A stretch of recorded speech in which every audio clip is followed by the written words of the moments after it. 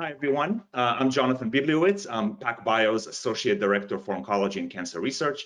I want to welcome everyone to the PacBio webinar series, with today's topic focused on understanding the roles of RNA isoforms in cancer biology and how long-read RNA sequencing can help you uncover the molecular heterogeneity of cancers. I'm joined today by two researchers. The first is Olga Anchukov, Associate Professor at the Jackson Laboratory, and my colleague, Elizabeth Tseng, Associate Director of Product Marketing at PacBio. Sorry, Liz. Good morning, we have everyone. a lot of great material to cover today, and the presentation portions of the webinar will be followed by a Q&A. It's a panel discussion that will include myself, Olga, and Liz. You are welcome to submit your questions at any point during the webinar by typing them in the area provided on your attendee control panel, which I believe is on the right, and we'll get to them at the end. We've also uploaded complementary pieces of literature on your control panel, so please feel free to download them and take them with you. We will be recording this webinar and making it available for download in the next few days, so please keep an eye out for follow-up email with a link to the recording. With that, I'd like to get started by providing a brief introduction to the importance of RNA isoforms in cancer.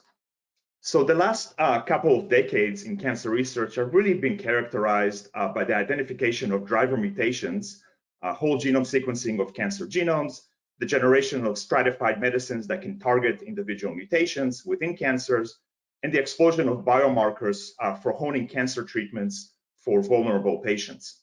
This makes a lot of sense since cancer is a disease of the genome, but much of the research has been done without fully considering the molecular diversity and heterogeneity in cancer cells that is generated at the level of RNA.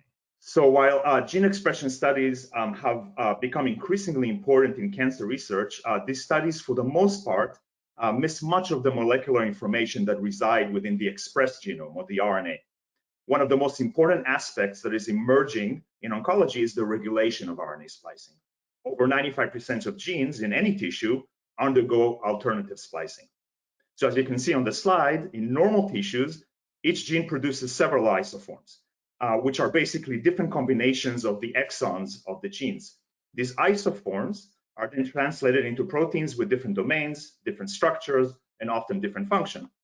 So alternative splicing is really fundamental mechanism that regulates cellular function. In cancer, splicing regulation and alternative splicing is often disturbed. It's dysregulated.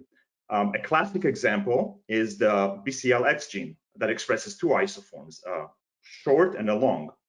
The short isoform, which is depicted on the left here, is normally expressed in normal tissues and regulates apoptosis.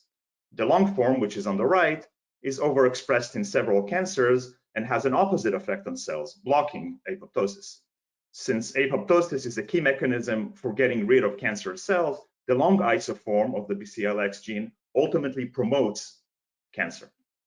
And due to its function in inhibiting cell death, it also results in resistance of cancers to chemotherapy.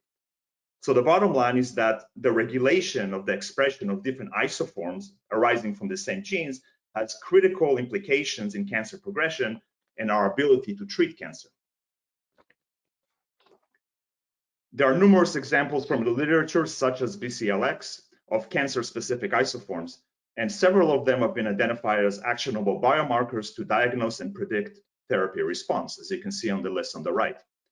So the importance of isoforms in cancer research has really been well established, but still the vast majority of cancer-specific isoforms remain largely unknown.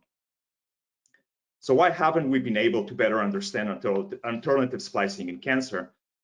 Partially it's because the biology is very complex, but mainly because the current sequencing technologies that we use simply are unable to detect the majority of RNA isoforms. As you can see on the left, current short-read sequencing approaches rely on the alignment of sequencing fragments to a reference genome and are only able to reconstruct an estimated 20 to 40% of the transcriptome. These limitations in the discovery of novel isoforms likely underestimate the impact of these isoforms in cancer and really result in a partial view of the biology of cancer. On the other hand, on the right, PacBio's highly accurate long-read RNA sequencing allows us to sequence the full length of the RNA molecule and provide us with a complete view of the cancer transcriptome. So we can get things like gene expression plus information such as RNA isoforms. And we all know that tumors are extremely heterogeneous, meaning that every cell within the tumor is different and expresses a different set of transcripts as well as isoforms. When we perform RNA sequencing on bulk samples on the left, we collect RNAs from all cells and ultimately combine these RNAs to get an average expression of each transcript across all cells in the sample. We therefore sometimes need to perform single cell sequencing, which is on the right. This means isolating each cell and sequencing each cell's RNA separately. We can then understand what different cell types exist within the tumor, how they relate to each other, and what transcripts are expressed in each specific cell. This allows us more resolution of the mechanisms in the diverse cell population within the tumor. A new method called mass Iso-Seq leverages a new protocol developed and published recently at the Broad Institute to achieve accessible and cost-effective RNA sequencing of full-length RNAs using the Iso-Seq method from PacBio. This method allows gene expression measurements and cell type classification equivalent to short-read sequencing, as you can see on the left, those of you that are familiar with t-SNE plots. But in addition, on the right, this method allows us to understand the isoform landscape of each single cell. On the right are the same t-SNE plots from the left, on the left side of the slide, but this time specific isoforms are superimposed onto the plot, showing which single cells express specific isoform. So in summary, we can get the same information such as gene expression that we can get from short read, plus additional information for a complete view of the cancer transcriptome. So today we are really excited to announce that PacBio's mass-Seq kit will be available, as you can see on the bottom, in the fall of this year, just around the corner. So please stay tuned for further announcement and details that you will receive from us. And with that, I would like to welcome Professor Olga Anchukov to present her talk. I'm very excited, thank you for the invitation, to tell you more about the research done in my lab, which is located at the Jackson Laboratory for Genomic Medicine in Farmington, Connecticut. The main goal of our lab is to understand how some of those alternative splicing alterations that Jonathan mentioned contribute to cancer biology. As you probably know, normal tissues exhibit quite distinct isoforms from tumors, and we've known this for over 20 years, but it's really with the advent of high-throughput RNA sequencing technology that we've realized the extent of those alterations. Changes in alternative splicing impact genes associated with pretty much each of the cancer hallmarks, making the cells proliferate faster, invade more, resist to cell death, or become more angiogenic, change metabolism, or even lead to drug resistance. Many of those alternatively spliced isoforms are generated in absence of a mutation that impacts splicing of the gene, and they're actually caused by dysregulation of the splicing machinery. Those can be splicing factor mutations, which are quite recurrent in hematological malignancies, as well as copy number changes, changes in transcriptional regulation, signaling pathways that lead to expression changes, which are quite frequent in solid tumors. The overarching goal of my lab is really to understand how those alterations contribute to cancer. And for this, we start by identifying those splicing alterations, deciphering their regulation, as well as developing molecules and ways to target splicing. We do this by leveraging a number of high-throughput technologies, including long-read sequencing, which we'll be talking about today. And we use both primary tumor tissues as well as mouse models, PDX model, and organoids. And a lot of our previous work has really focused on understanding splicing regulation and the role of splicing regulatory factors, and I invite you to look at some of our publications. Today, I really want to highlight two stories where we're looking at splicing alterations in breast cancer. And the first one is a collaborative project led by Dr. Jacques Bonchereau, Christine Beck, and my lab at the Jackson Laboratory for Genomic Medicine, and spearheaded by Diogo and Alex. And you can read the papers in more detail in Science Advances from earlier this year.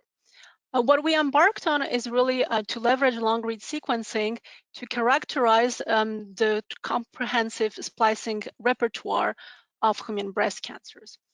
And for this, we sequence both using long-read and short-read RNA sequencing, a collection of 30 samples. 26 of those are tumors, 4 are normal, and they're a combination of both primary tissue, patient-derived xenograft tumors in mice, as well as cell line.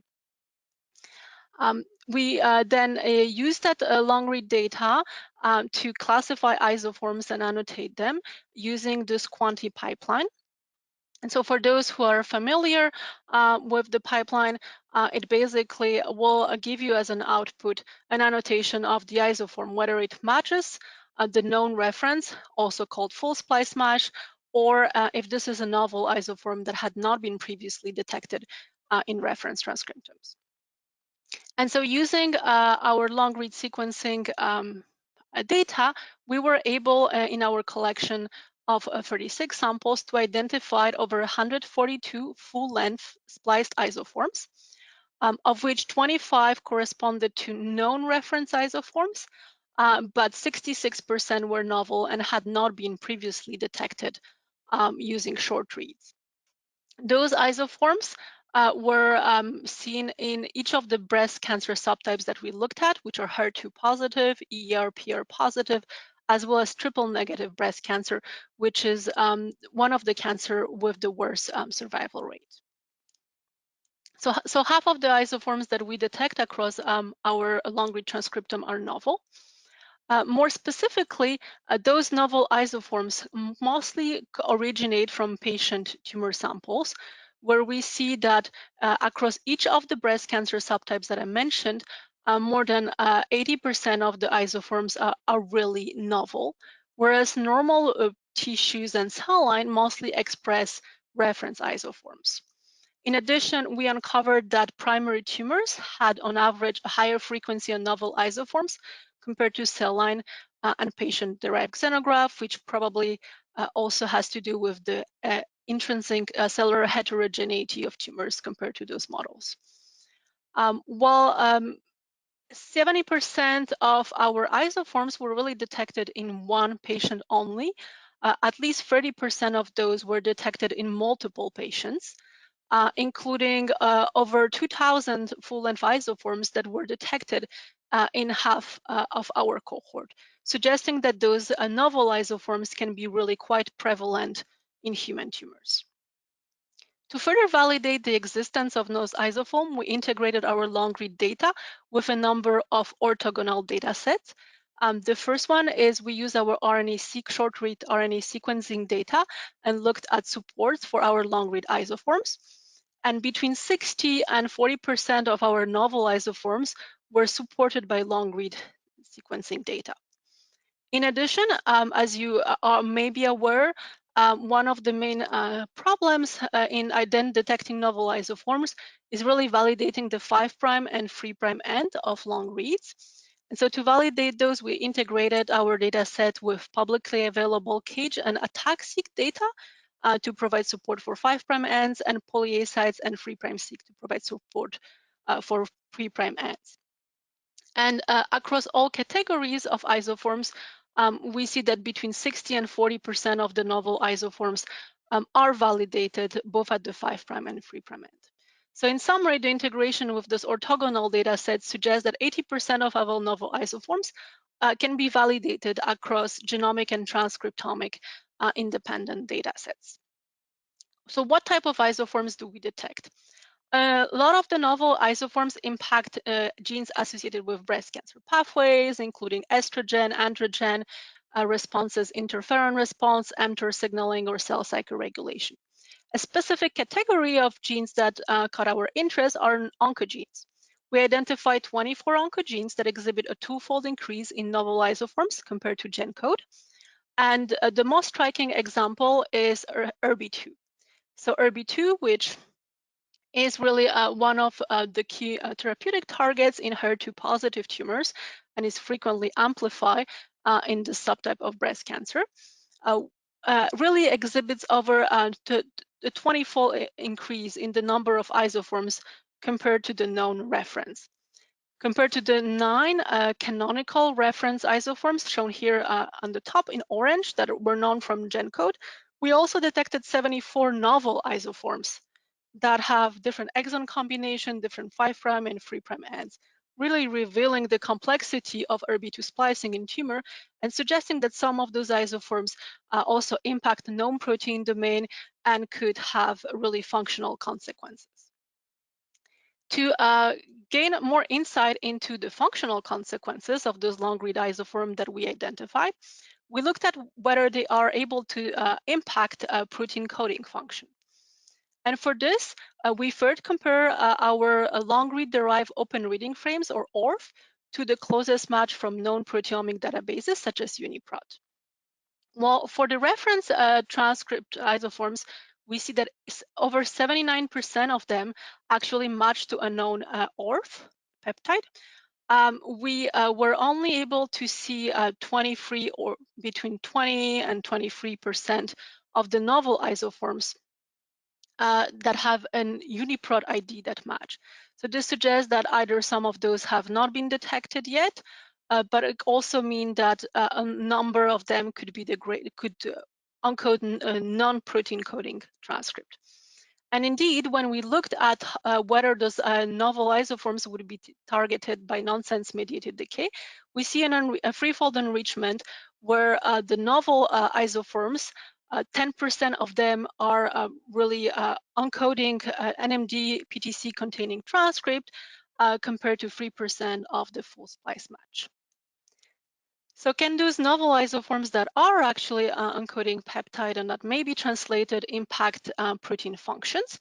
For that, we looked at how they would change annotated protein domains, transmembrane regions, or protein localization.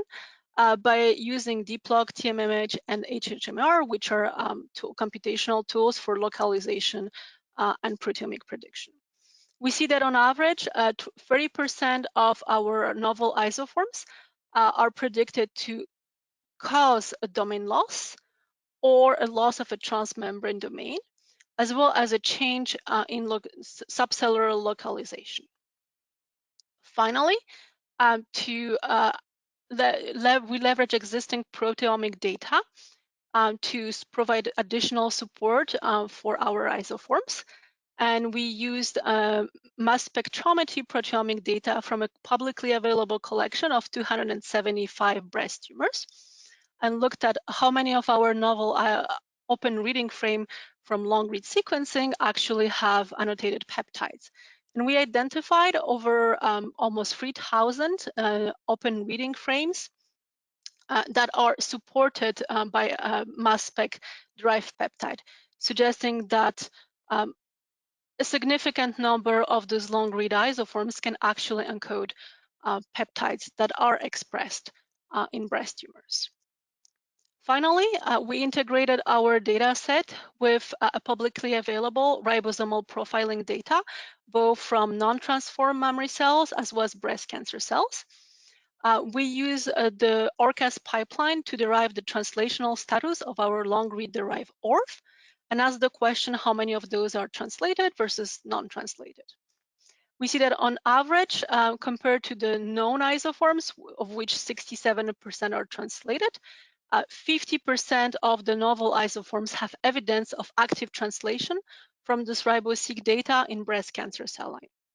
So in summary, this suggests that our novel spliced long-read sequencing derived isoform detected in breast cancer encode novel protein isoform with changes in functional domain, transmembrane domain, cellular localization, and the translation of a number of those isoforms can be confirmed both by mass spectrometry data and ribosomal profiling data, suggesting that those could have an impact on breast cancer biology. An example of isoforms that we've identified in particular in breast tumors and it is quite relevant to breast cancer biology, are isoforms in ESR1, which encodes the estrogen receptor alpha, a clinical biomarker of hormone-positive cancer. We identify 22 protein-coding isoforms, which structures are shown here. There are 18 novel isoforms that are highlighted. Some of those isoforms are going to impact protein domain, protein localizations, and are also supported by orthogonal data sets. Of those novel isoforms, we identified 7, highlighted here, which lack the exons that encode the DNA binding domain and thus may affect ESR1 function. There are 5 of those isoforms that lose the first really exons and the N-terminal domain of the protein, which encodes the ligand-independent transactivation domain. And finally, 6 isoforms which lose the second ligand-independent transactivation domain. There were also 2 particular isoforms, this one here in the middle, that is predicted to contain a transmembrane domain and thus change the localization of ESR alpha from the nucleus to the cell membrane. And this top isoform here, which lacks really the N-terminal domains of the ESR1 alpha protein and has been associated with cell proliferation and endocrine resistance. Indeed, this isoform has recently been detected in a breast cancer cell line in vitro that has been treated with fulvestrant to promote endocrine resistance. And so this suggests that the isoforms we can uncover with long reads in human breast tumors can actually be of clinical significance and have implications for patient treatment and patient therapy. Finally, to uncover which of those long-read sequencing isoforms are enriched in tumors versus normal tissues across larger cohorts of breast cancers, we leverage RNA sequencing data from the Cancer Genome Atlas Project, or TCGA, and looked at 1,135 breast tumors, as well as normal breast tissues, combining data from the Cancer Genome Atlas projects, as well as normal tissues from GTEx. We used SUPA2 to extract alternative splicing events from those short reads, using isoforms that are unique to our long-read sequencing derived transcriptome, and also combined the GenCode transcriptome as a reference. So reference is really enriched with the splicing events that we can detect specifically for long-read sequencing. We looked at a number of splicing events, the alternative first exons, skipped exon or cassette exon, retained intron, alternative 5' splice site event, 3' splice site, alternative last exons, as well as mutually exclusive exons. Since our collection is quite heterogeneous and contains many breast cancer subtypes, we use the Gaussian mixture modeling clustering approach to cluster patients in a very unbiased way based on group that have distinct splicing alterations. Using this approach, we identify 3,059 splicing events that were truly specific and enriching tumors versus normal tissues. And half of those events are uniquely detected using long-read sequencing and have not been detected using the GenCode reference transcriptome alone. The splicing events occur in at least 50 patients each from our cohort and have a splicing change of at least 20%. We then looked at how those splicing events would impact clinical prognosis and identify 35 events that are associated with breast cancer survival. Those events are shown here. They impact 30 distinct genes and they correlate with survival across our TCGA cohort. They are either more included or skipped in breast tumors compared to normal breast tissues, as well as to a collection of vital tissues across the body. So they're really tumor specific.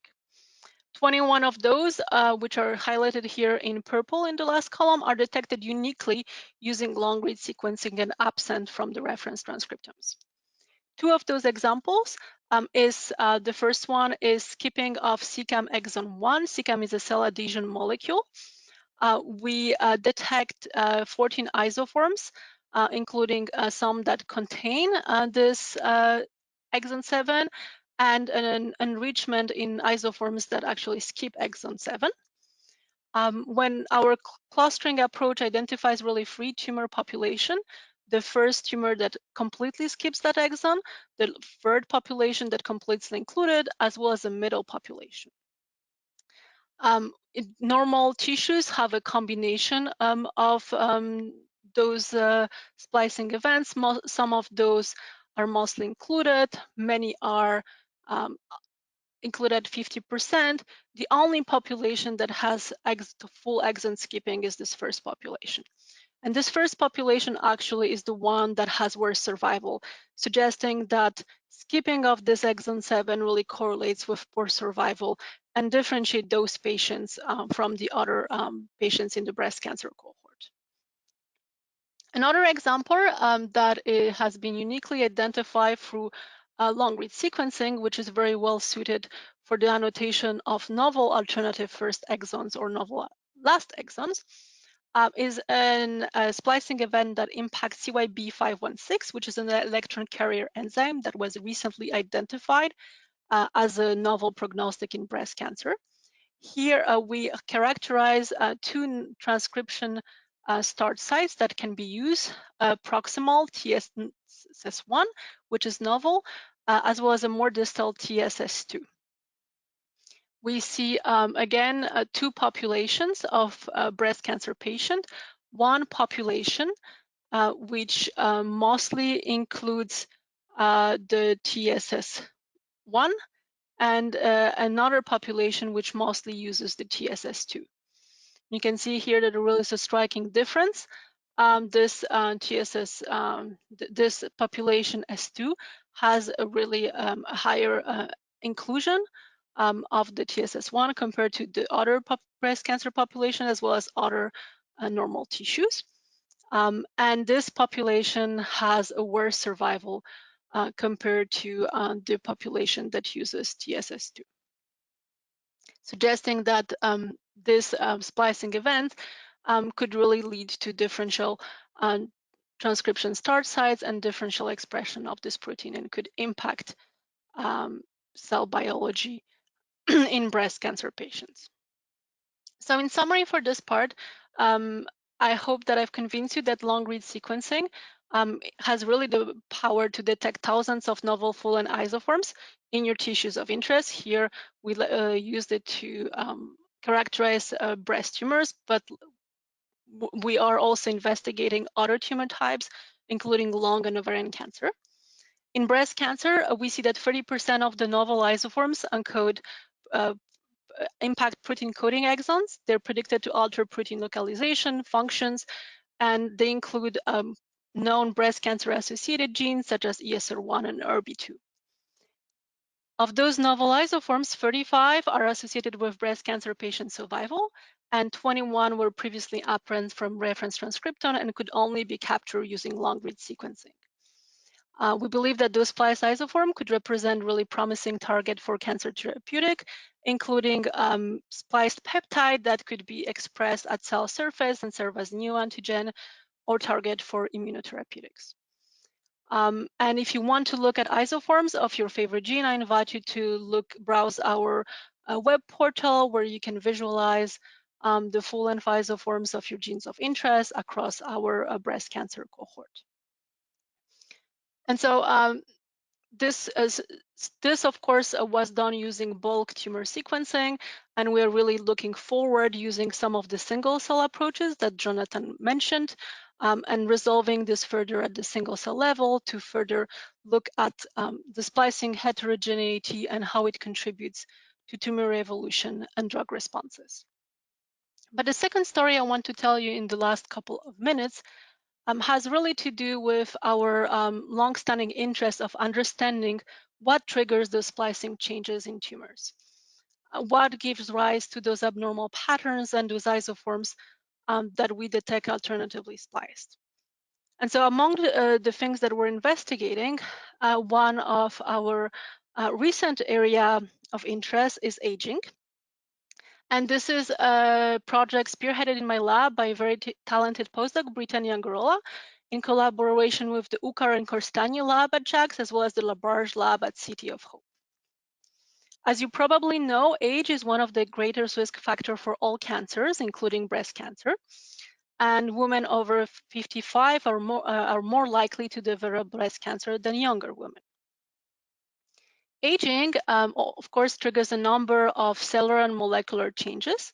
We know that aging can impact spliced isoform and splicing factors in a number of adult human tissues and mouse tissues, but has really been mostly characterized in brain or muscle or blood.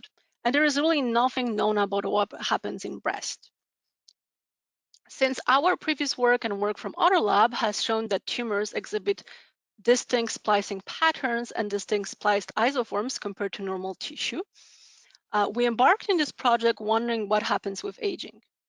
Is it possible that during aging, some of the spliced isoform and splicing factor changes lead to a rewiring of the splicing repertoire in the tissue and make older cells and tissues more likely to develop cancer and more prone for transformation? To answer this question, we're leveraging both cells and tissues from healthy women, as well as from mouse models, which really allow us to ask the question of what is the contribution of aging alone without having the confounding factors of course, environmental and genetic heterogeneity that we have in the human population.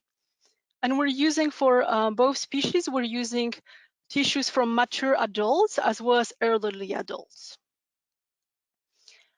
So we started by looking in mice and collected mammary tissues from young adults and old adult virgin mouse that have been housed in exactly the same environmental condition and which have also been housed together to sync their estrus cycles. Because of the heterogeneity of splicing that we expect between cell type, and since we didn't have those single cell approaches available yet, we decided to actually isolate specific cell populations instead of looking at the whole tissues. And for this, we perform an enzymatic dissociation and isolated either luminal epithelial cells, which are the cells around the lumen and are the cells that are going to give rise to tumors, or myoepithelial cells, which really control the growth of luminal cells. We perform RNA sequencing, short read and long read on those cells and look at splicing changes. Very interestingly, we identified thousands of splicing events that we see changing with age only. In both luminal and myoepithelial cells, the majority of those were cassette exons followed by intron retention event. Interestingly, 90% of those aging-driven changes are cell type specific. They occur in one cell type, but not in the other. And this really gives us the confidence that aging itself is sufficient to drive splicing changes. We then went on to see how many of those changes could also be detected in human, using a very similar strategy.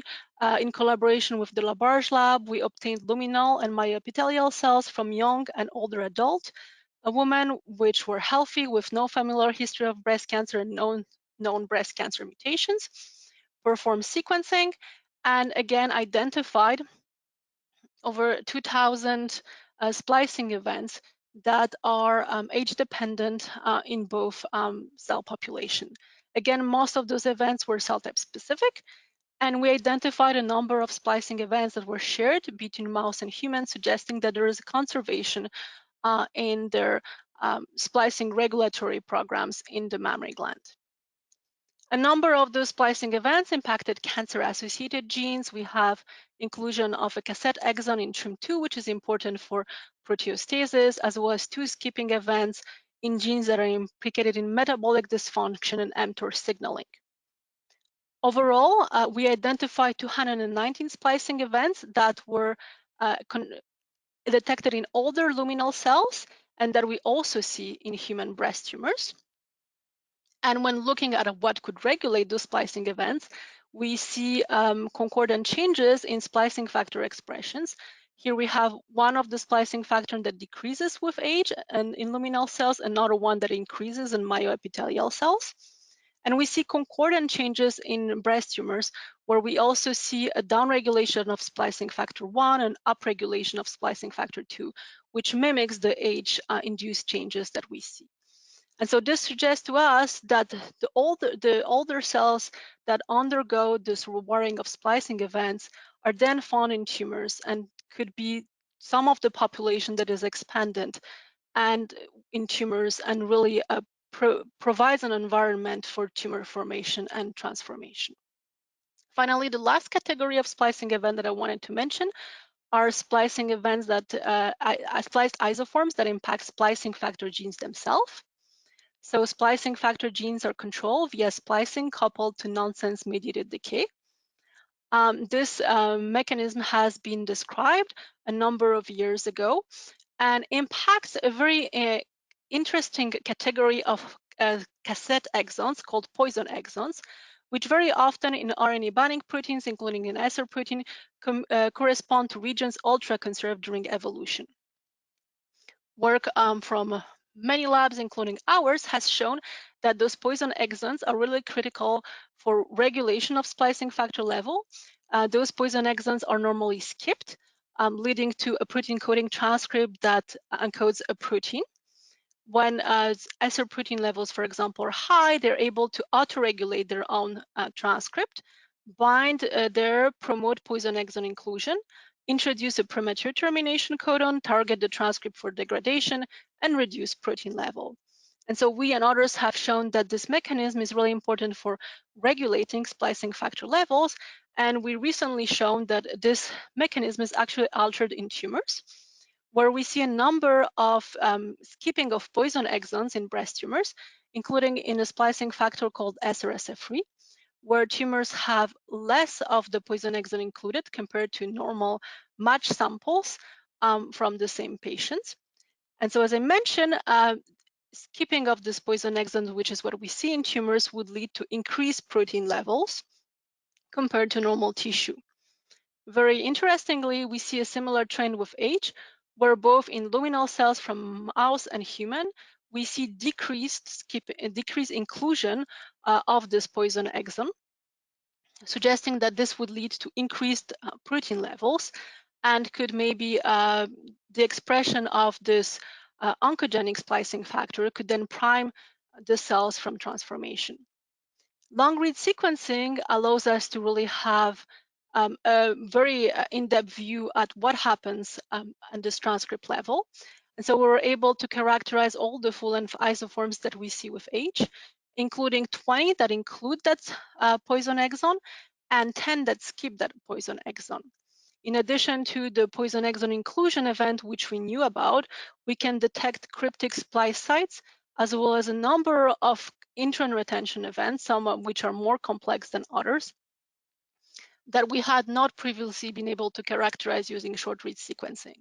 We can also use this data to quantify isoform usage, where the exons that include the isoforms are more expressed in younger women, while the isoforms that skip that exon are more expressed in older women. And this is of particular interest to us because we have previously shown that we can actually use those poison exons to target a number of splicing factors for which there are currently no approved small molecule inhibitors. We had designed RNA-based therapeutics such as splice switching antisense oligonucleotide, where we can block poison exon inclusion or promote it, and this change ratios of splicing factors. We've tried this for the TRA2-beta protein, where we can both increase poison exon inclusion. This leads to a decrease in protein level, and this increases cell death in cancer cell lines, but that did not impact growth of normal epithelial cells. And finally, in co-culture experiments, we showed that upon treatment, green labeled cancer cells, which are shown here in the panel, actually die over the course of 15 days, while normal cells, which are labeled in blue, grow happily, suggesting that there is a window for therapeutic opportunity for applying this strategy to target some of the isoforms that we can discover for long-read sequencing. So in summary, our data shows that aging can lead to changes in mammary tissue, some of which can be detected in breast tumors. Long-read sequencing really reveals thousands of novel, previously unannotated, aging-driven full-length isoforms. And our next goal is really to understand what causes the splicing changes, and of course, what are the functional consequences of those changes. And so in summary, I hope that you're convinced that splicing is really a critical component of tumor progression and can impact both really early tumor development as well as later tumor development and drug resistance. There are a number of regulatory pathways that impact both splicing factor and splicing events to lead to those changes. And long-read sequencing really provides a unique ability to identify full-length isoforms and get a comprehensive picture of what happens in those tumors. And with this, of course, I wanted to acknowledge all the wonderful people who have done this work, our collaborators, current and past lab members, sources of funding. And if you're interested in working on splicing, we have postdoctoral positions available, and please reach out to me to talk about it. Thank you for your attention. Okay, thank you, Olga. We're going to open this up for Q&A that's going to be led by Liz Cheng. So, Jonathan, you want to share your face? yes, Yeah. Cool. I mean, we can stay on the acknowledgement. So we have lots of questions. I will try to go through them in category. Olga, maybe the first question is why PacBio, right? I mean, even though you've expressed it many times in this slide, but if you could just explain, like, what was the choice of using PacBio? Why do you think this is the useful tool? Well, we needed a long-read sequencing tool to really provide us with a view of full-length isoforms. They are really, as you know, currently two technologies. We liked PacBio because of the, sequencing depth, but also of the low error rate. And we've been very happy with our work with PacBio sequencing. Cool. And a second one hopefully is also relatively straightforward. Is there's at least one or two questions surrounding like how many reads. I know if you don't remember, it's okay. I know the paper's there. How many reads was required per sample? And I know this was done in the RS2 day. So if we use reads as a metric. Well, I would say it's a very difficult question to answer. As a splicing biologist, I would say the more the better, right? You always want more reads, and you always want Liz to provide you with more reads than she can, than the technology can provide. I think it really depends of the gene expression. It depends of the gene length. It also depends of the isoform diversity. So I can't really give you a number. I think it does depend of also the sample type and the complexity of the samples. Mm-hmm. Cool. How is the RNA localization determined? I think it's when I'm trying to think, is this the first or the second paper? Because you're talking about aging, this might have happened for the first paper. How is RNA localization determined? By fractionating cytosol versus nuclear RNA? That was the question.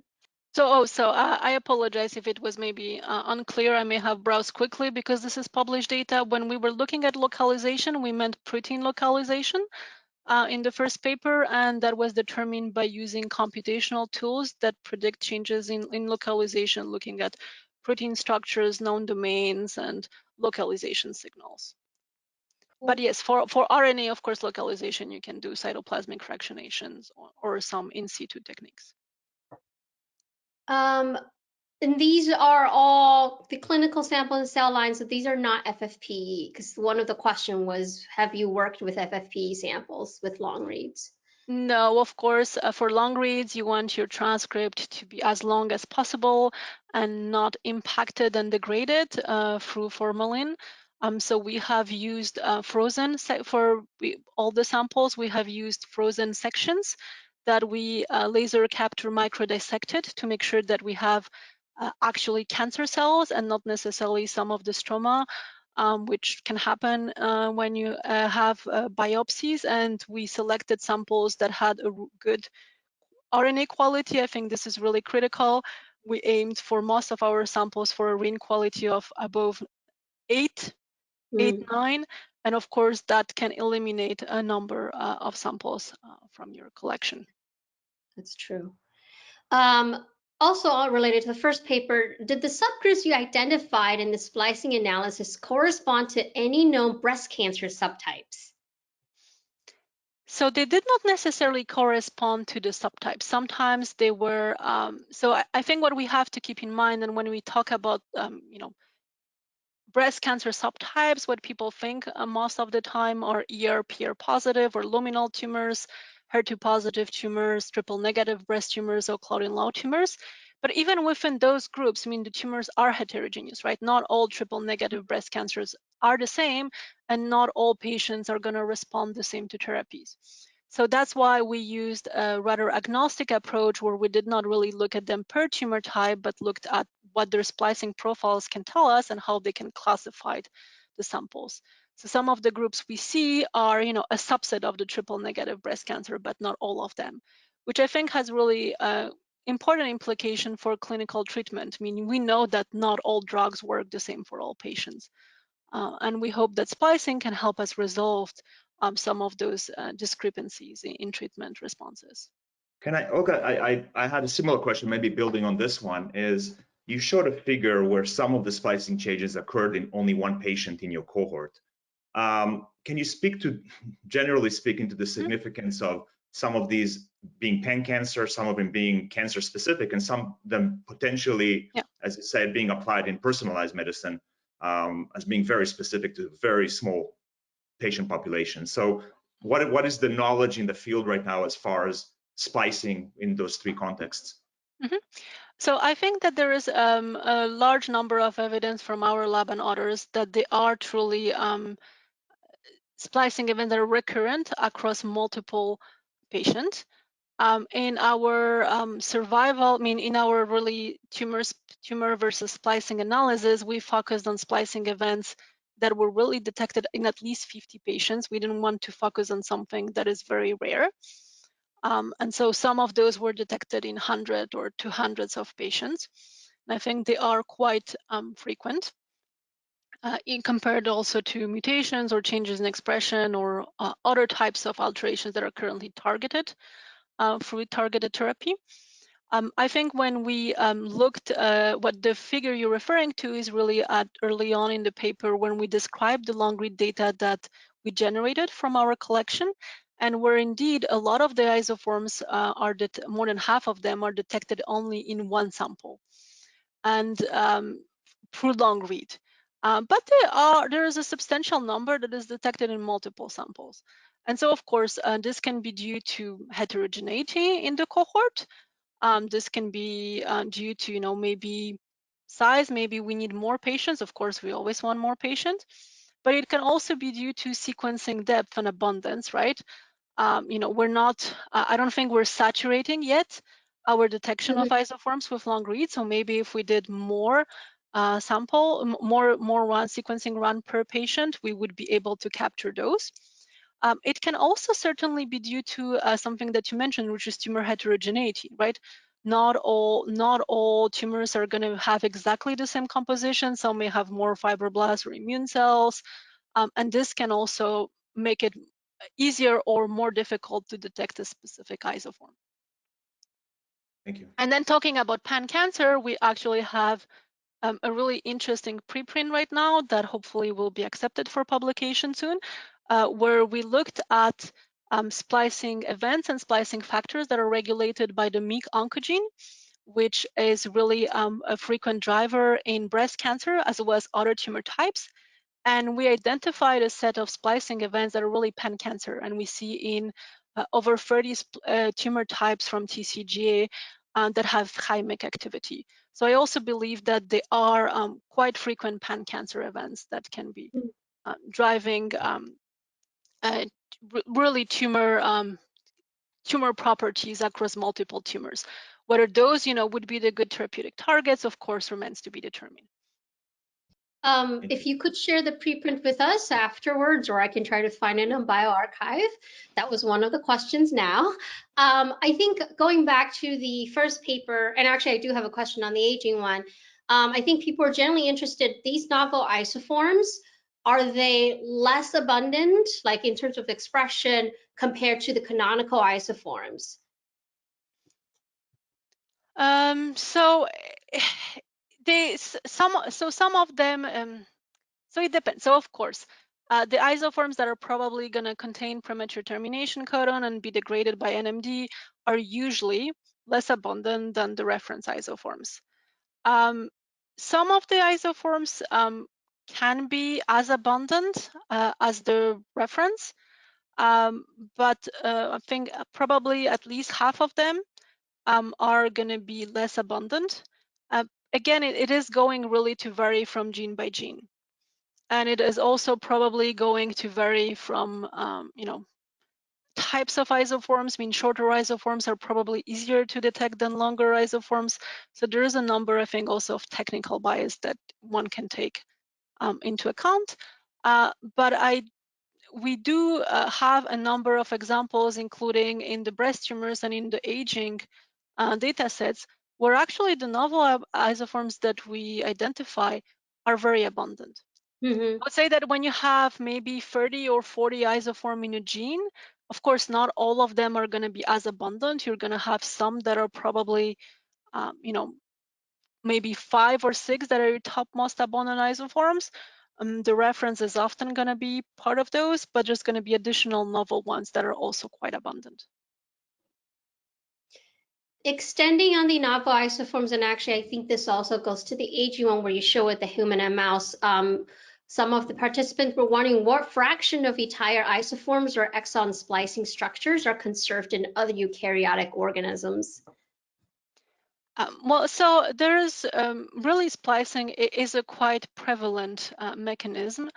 There is a large, I would say, degree of conservation in the sense that there are many genes that are spliced across species. It's not necessarily exactly the same exons. It's not exact. They don't always have the same gene numbers or gene exons. But functionally, a number of those are conserved. Of course, as you go through evolution, the more higher organisms usually have a larger proportion of the transcriptome undergoing splicing and regulation. Mm-hmm. Even between mouse and human, of course, there are differences. Humans are much better at splicing. There are a number of approaches to look at orthologs between species, but it's not as easy as really looking at gene orthologs. Yeah, I would say so. Also, I think not all of the eukaryotes have cancer, right? I think that's why, even when you showed the mouse model, my interest was that the fact that not all of them were shared between the human and mouse. You think that's more individual, like because of mouse individual difference, or it's actually because mouse are just different from humans, so not everything translates? Well, I think, well, of course, not everything mouse are different from humans. Not everything is going to translate. But on the other hand, a lot of the cancer biology that we know nowadays has been discovered first in mouse before applying it to humans. So I think there is still a lot of value. I think one of the main differences between those experiments is also that we so far looked at one mouse model, which is very specific genetic background, right? Our human data is much more diverse. Everyone has really a different genetic background, but everyone has also quite different environmental conditions. So in general, we detect, across our human population, because of the inherent, variability, we detect less splicing changes than we detect in mouse. I see. Makes sense. One question was surrounding the first paper was, did you guys look at, I think I'll put it at 2 questions. One is fusion transcripts, and also whether any of those fusion transcripts had any genomic rearrangement supporting evidence. And that's a great question. And I guess that's part of our follow-up papers with the Beck Lab, where we're looking actually at transposons, using transposon insertions and exonized transposons in our breast cancer data sets. And we're also going to be looking at fusion genes. I see. So I actually remember the Christine's interest in the transposons for that one. would that be very sample specific, looking at the transposon events, or like, I'm just thinking, like, even analysis wise, would the reference genome be a good reference genome to use, or it would be so different from sample to sample? Well, there's going to be a variation, but what we're looking mostly is at known, like ALU elements, for example, and how those are included in transcripts. Cool. I'm very excited to see. Stay tuned for the next preprint. But yes, so in addition to splicing derived events, you can detect gene fusions, rearrangements. Of course, you can also have mutations that are associated in splicing if they impact exonic regions, and insertions of transposable elements, and a number of other things that can impact splicing. I think I'd like to bring one. Can I do one more question, Jonathan? And I think it will at least kind of close it in the general direction. So people are asking, do you think long reads will, like right now you have a lot of existing RNA-seq data. What do you think is the future? When, also talk a little bit about single cell, spatial, where do long reads play in all of these? Mm-hmm. Well, my wish list is that we come to an area where we can do long read sequencing on any sample. Maybe combine with short reads if we need more depth, but a combination of those approaches. My wish list is also that we can do this in single cells, because I think this is going to be critical, especially for tumors which are heterogeneous. And I would even argue that we want to do this really in spatial, so that we can untangle the complexity of cell-cell interactions in the context of a tumor environment. And I think that this is where the field is aiming. We still need a little bit of work to make this, I guess, more user-friendly for everybody. I don't think that ideally, if we could resequence another 1,000 tumors the same way as the Cancer Genome Atlas project has sequenced it, I think this would be a gold mine. And I think as the technologies becomes more easily accessible and more high throughput, we're gonna reach that goal. Or I'm very optimistic. You should. So we're just at time, and this answers my question. I had the same question, so thank you, Olga. That's, I think, a really nice place and a good place to stop. So thank you everyone for joining. Also, I'd like to thank Olga and Liz for their time today and for sharing their experience, their expertise. And in closing, I just want to mention a couple of things, administrative things. First, in the next few days, we'll send an email with a link to the recording. So if you want to go back and look at some of this content, which I think was excellent, please take a listen. You'll have access to it soon. And if you want to stay up to date with more of the upcoming webinars, we're going to have more on this topic from Liz and I, and events, just visit pacb.com/events, and that's where you can get all that information. We'll also follow up via emails. So again, thank you very much for joining today. That was, I think, a fabulous hour. I hope we have more of this in the future, and hope you join us more in the future. And without, take care and have a good day and a good week. Thank you, everyone. Thank you all. Thank you.